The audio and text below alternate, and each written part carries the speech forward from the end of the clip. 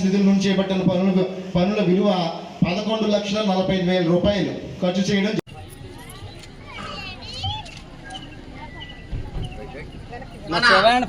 శాసనసభ్యులు వారు ఇచ్చేశారంటే వారికి స్వాగతం సుస్వాగతం. ఎస్ఐ గ్రామం తరఫున మన గౌరవనీయులైన శాసనసభ్యుల వారికి స్వాగతం సుస్వాగతం. అందరూ కూడా స్వాగతం పలకవలసిందిగా కోరుతున్నామండి. విచ్చేసిన ప్రజలందరూ కూడా, అధికారులు ప్రజలు అందరూ కూడా శాసనసభ వేదికగా ఉండాలని ఆలోచన మాత్రమే ఈనాడు సమావేశం జరుగుతూ ఉంది.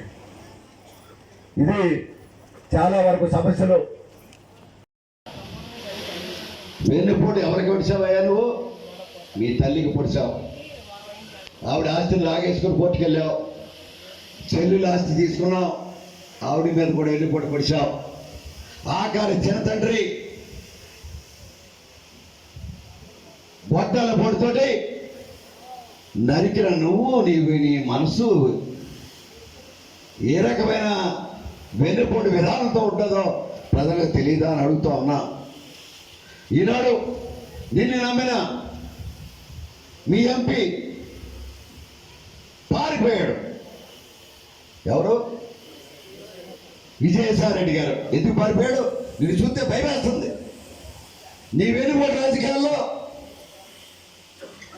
నమ్మిన వాడు కూడా నెట్టేట పుచ్చే ఒక దుర్మార్గపు సాంప్రదాయం నీకుంది.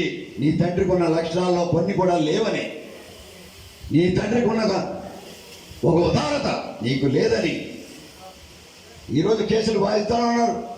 చీఫ్ లిక్కర్ పేరిట దోసిన డబ్బు ఈనాడు కేసులు వస్తుంటే ఎందుకు భయపడాలా? దోసుకున్నాం, దాచుకున్నాం. ఆఖరికి పేదవాడి ప్రాణాలు కూడా లెక్క చేయకుండా కల్తీ సారా సప్లై చేసే అనేక కుటుంబాల్లో అతి దారుణంగా మరణాలు కూడా వెనుకాడని ఒక రాజకీయవేత్తవు నువ్వు.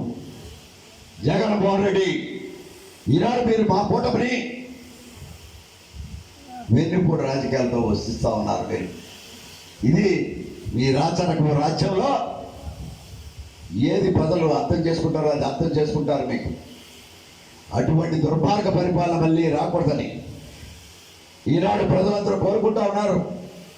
మేమేదో 2019 ఓడిపోతే గొప్ప కాదు, ఆనాడు రావాలి జగన్, కావాలి జగన్ అనే స్లోగన్ బాగా వెళ్ళిపోయింది.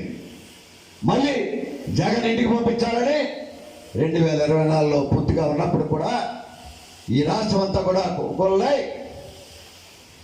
164 సీట్లు ఇచ్చారు. 93% సీట్లు దక్కించుకున్నది ఈ ప్రభుత్వం ప్రజల యొక్క ఆశీర్వాదంతో అనే మాట చెప్తా ఉన్నాం. ఇది వెన్నుపోటు రాజకీయానికి ఒక గుణపాఠంగా మేము భావించు జగన్మోహన్ రెడ్డి. ఇంకా ఈరోజు కూడా ఆపద ప్రచారం నిన్న చూసాం. రాజధాని అమరావతిని ఉండకూడదని ఆలోచన చేసిన ఒక దుర్మార్గం జగన్మోహన్ రెడ్డి మళ్ళీ వేశ్య రాజధాని చెప్పి మొన్న సాక్షి మీడియాలో వస్తోంది. దాన్ని కూడా తీవ్రంగా గణిస్తూ ఉన్నాం.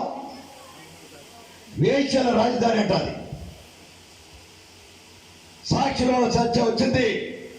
మన నియోజకవర్గం కూడా వారి మీద కంప్లైంట్ చేశాం. ఇది తీవ్రంగా గణిస్తూ ఉన్నాం. ఇది మంచిది కాదు. మీకు విషవాయువు ఏదైతే మీ మనసులో ఉందో దాన్ని ప్రజలకు ఎక్కించాలని ప్రయత్నం చేయకు.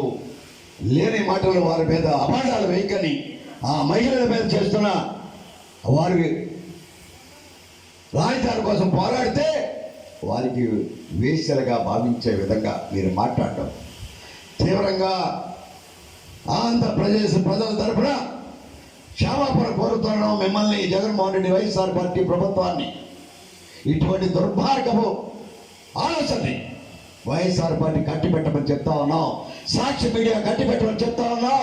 ఇటువంటి సాక్షి మీడియాని ఈ రాష్ట్రంలో మీడియా అర్హత లేకుండా చేయమని ఈ ప్రభుత్వాన్ని హెచ్చరిక చేస్తున్నాం.